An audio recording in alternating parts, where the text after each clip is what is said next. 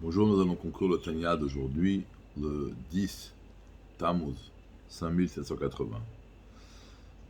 Le Hadmour Azaken ramène que les sages du Moussar ont une divergence entre eux à propos d'un homme qui aurait fauté et qui aurait réintéré, qui aurait fait son péché, le même péché, plusieurs fois. Alors on a dit que chaque péché, il y a un tableau avec le nombre de jeûnes qu'il doit faire pour avoir un rapport avec le roi, comme avant le péché, etc., etc. Alors, on a dit par exemple qu'un péché, il va avoir un nombre spécifique de jeûnes qui correspondent à ce péché.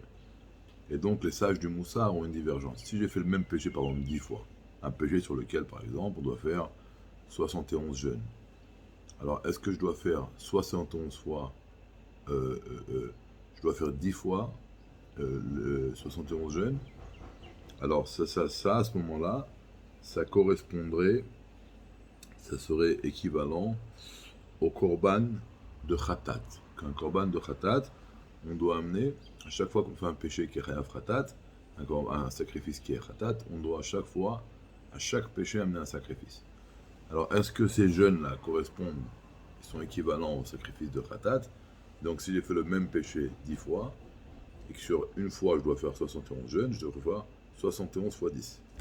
D'accord? Ou par exemple, 84 jeûnes pour Zera Levatala, ou comme on a dit auparavant, 151 jeûnes pour la colère.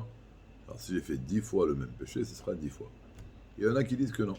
Ça correspond au Korban et Ola. Et dans le Ola, on a amené un sacrifice pour une fois, et ça expie toutes les misotassés sur lesquelles on avait transgressé. Alors, à la fin, ils ont tranché que la première fois qu'on fait le péché, ça endommage l'âme, ça fait une tâche. La deuxième fois, cette tâche-là, elle va se rajouter, on va la faire grandir.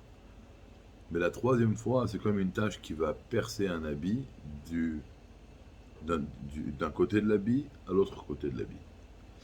Et donc, puisque la troisième fois, le rajout du dommage, il va être conséquent, alors ils ont dit qu'il faut... Et après la quatrième fois, cinquième fois, sixième fois, ça va toujours se rajouter une tâche, mais la conséquence la plus grave, c'est la troisième fois. C'est là où la tâche va percer d'un bout à l'autre. Et donc ils disent que si j'ai fait le même péché 10 fois, ou même 20 fois, il faudra jeûner 3 fois le nombre de péchés qui correspondent, de jeûnes, pardon, qui correspondent à ce péché. Voilà. Ça c'est la Cha'a.